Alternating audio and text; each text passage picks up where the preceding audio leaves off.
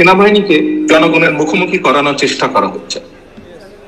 আপনি একজন সাংবাদিক হিসেবে, আমি একজন রাজনৈতিক কর্মী হিসেবে আমরা এতটুকু বুঝি যে এটি পিছনে নিশ্চয়ই কোনো ষড়যন্ত্র আছে। আপনারা দেখছেন প্রবাস বার্তা। আমরা দেখেছি যে অতীতে স্বৈরাচার কিভাবে প্রত্যেকটি প্রতিষ্ঠানকে, রাষ্ট্রের প্রত্যেকটি কাঠামো বা প্রতিষ্ঠানকে ধ্বংস করে দিয়েছে।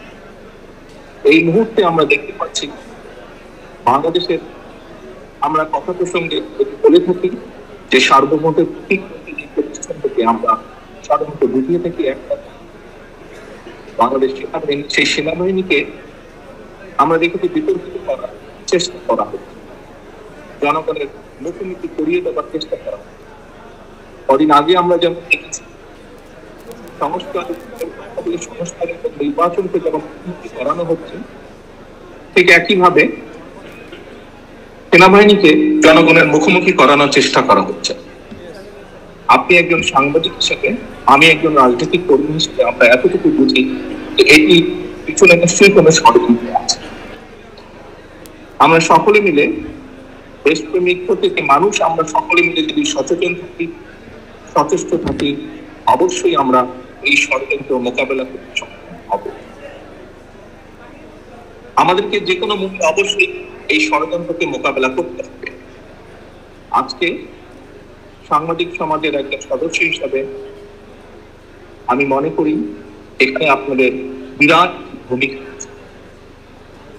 বিভিন্ন বিষয় বিতর্কিত করা হচ্ছে, বিভিন্ন বিষয় সঠিক না। আপনারা যদি আপনাদের অবস্থান এই বিষয়গুলোকে সত্যভাবে জাতির সামনে তুলে ধরেন, তাহলে অবশ্যই আমরা এই ষড়যন্ত্র। আজকে এই অনুষ্ঠান মাধ্যমে আমি আমার দলের অবস্থান থেকে, আমার দলের পক্ষ থেকে আপনাদের কাছে আন্তরিকভাবে আহ্বান এবং অনুরোধ করব, আসুন যেই প্রত্যাশা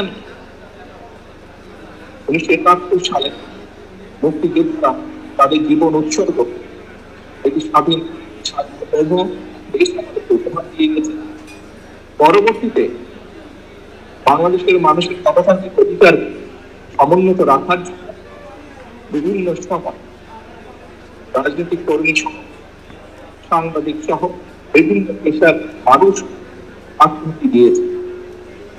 তাদের আত্মত্যাগ যাতে বৃথা না যায়, পরবর্তীকালে গত 16-17 বছর রাজনৈতিক কর্মী সহ বিভিন্ন দলের, গণতান্ত্রিক রাজনৈতিক দলের কর্মী সহ বিভিন্ন শ্রেণী পেশার মানুষ, সাংবাদিকরাও রয়েছে, গুম খুনের শিকার, তাদের আত্মত্যাগ যেন বৃথা না যায়।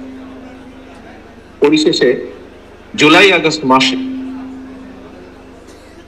যে সকল বাংলাদেশের নাগরিক স্বৈরাচারকে বিদায় করানোর জন্য, নিজের গণতান্ত্রিক অধিকারকে প্রতিষ্ঠিত করার জন্য নিজের জীবনকে উৎসর্গ করেছেন, তাদের এই প্রতিটি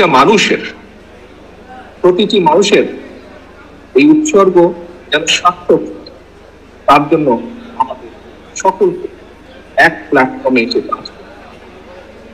আমাদের সকলকে সচেতন থাকতে হবে, আমাদের সকলকে নিজ নিজ অবস্থায় যার যার ভূমিকা পালন করতে হবে। প্রিয় সাংবাদিক ভাইরা, আমরা খুব সহজেই বুঝতে পারছি একটি মহল যারা অবশ্যই এই দেশের স্বাধীনতা সার্বভৌমত্ব বিশ্বাস করে, তারা তাদের ষড়যন্ত্রে লিপ্ত আছে।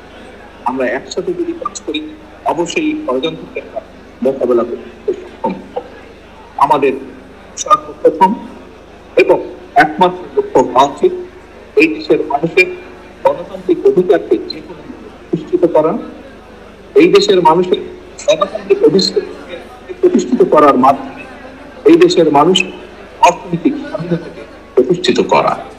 আজকের এই ইফতার এবং দোয়া মাহফিলে একজন রাজনৈতিক কর্মী হিসাবে এটি হবে আমার এবং আমাদের লক্ষ্য এবং প্রত্যাশা। আমি দৃঢ়ভাবে বিশ্বাস করি একজন স্বাধীন সংবাদ কর্মী হিসাবে স্বাভাবিকভাবে আপনিও চাইবেন, আপনারা সকলে চাইবেন গণতান্ত্রিক একটি বাংলাদেশ। এটি আপনাদের প্রত্যাশা হবে। স্বাভাবিক বুদ্ধিতে আমরা সকলে এটি পরিশেষে আবারও আমি আপনাদের সকলকে আজকের এই অনুষ্ঠানে কষ্ট করে উপস্থিত হওয়ার জন্য আন্তরিকভাবে ধন্যবাদ জানিয়ে আমার বক্তব্য শেষ করছি। আল্লাহ হাফেজ। বাংলাদেশ জিন্দাবাদ। বাংলাদেশ জাতীয়তাবাদী দল জিন্দাবাদ।